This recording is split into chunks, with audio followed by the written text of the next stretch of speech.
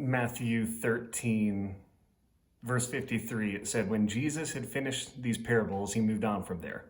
Coming to his hometown, he began teaching the people in the synagogue, and they were amazed. Where did this man get this wisdom and these miraculous powers? They asked. Isn't this the carpenter's son? Isn't his mother's name Mary? And aren't his brothers James, Joseph, Simon, and Judas? And aren't all of his sisters with us? Where did this man get all these things? And they took offense at him. But Jesus said to them, only in his hometown and in his own house is a prophet without honor. And he did not do many miracles there because of their lack of faith. So you look at Jesus, people who knew him best, you look at Jesus, people who he had grown up with his entire life, and when he comes to his hometown, they treat him with dishonor. They don't give him honor. He says, only in his hometown and in his own house is a prophet without honor. And it said that Jesus did not do miracles there because of their lack of faith. So the ministry that Jesus was going to have, he was unable to do because of their level of faith and their level of honor. And this is something that I think that we have gotten pretty wrong in our culture today.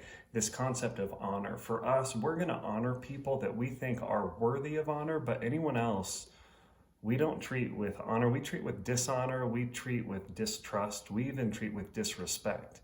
What would it look like for us to be people of honor? Because you see in this story that honor actually locked up Jesus' gifting, and he wasn't able to do the miracles or have the ministry there that he would have been able to have had they honored him. Dishonor, it locks up people's gifting. Dishonor locks up people's potential. It locked up Jesus' potential.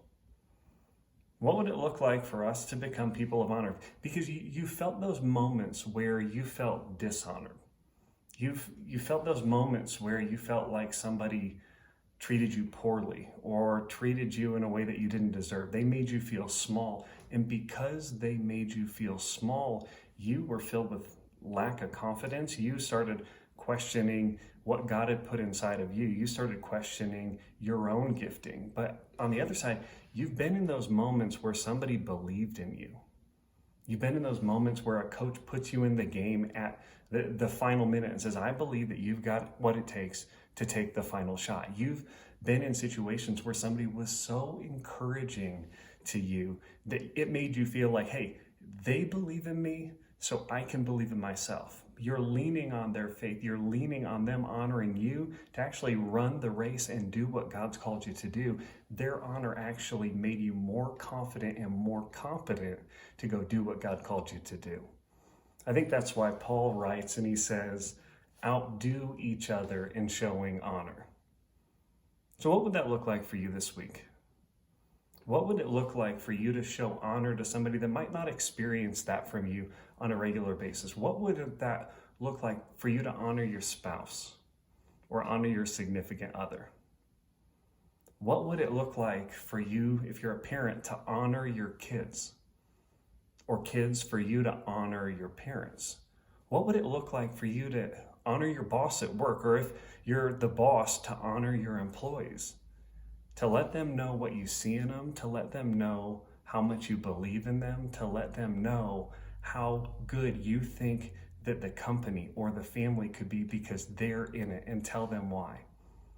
This week, let's outdo each other in showing honor, because we know that God is going to use the way we honor each other to bring out the most in their giftings and the most in their potential.